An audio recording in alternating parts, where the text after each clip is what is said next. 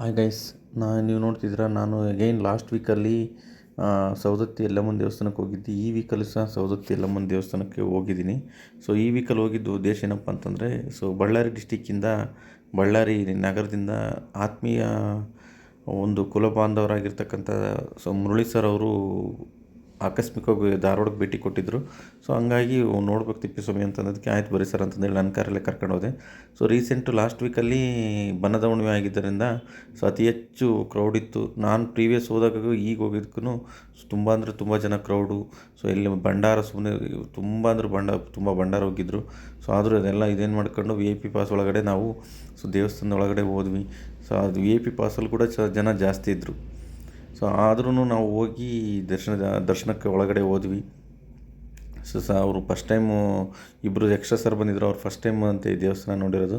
ತುಂಬ ಒಂದು ದೈವಭಕ್ತಿ ತುಂಬಿ ತುಳುಕ್ತಾ ಇದೆ ಈ ಒಂದು ಪ್ರದೇಶದಲ್ಲಿ, ಈ ಒಂದು ಸುಕ್ಷೇತ್ರದಲ್ಲಿ ಅಂತ ಹೇಳಿದರು. ನೋಡ್ತಾ ಇದ್ದೀರಾ. ಸೊ ತುಂಬ ಅಂದರೆ ತುಂಬ ಕ್ರೌಡ್ ಇದೆ.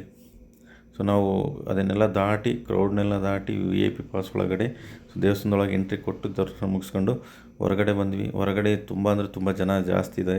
ಸೊ ಮಾರ್ಕೆಟ್ ಇದು ಏನಂತಂದರೆ, ಸೊ ಪರ್ಚೇಸಿಂಗು, ಸೊ ಪ್ರಸಾದ ತೊಗೊಳೋರು, ಭಂಡಾರ ತೊಗೊಳೋರು, ಕುಂಕುಮ ತೊಗೊಳೋರು ಎಲ್ಲ ತೊಗೊಂಡು ಎಲ್ಲ ಇದೇನು ಮಾಡಿ ಅವರು ತೊಗೊಂಡ್ಬೇಕಾದ್ರೆ ನಾನು ಸ್ವಲ್ಪ ಹಂಗೆ ವೀಡಿಯೋ ಮಾಡಿಕೊಂಡೆ.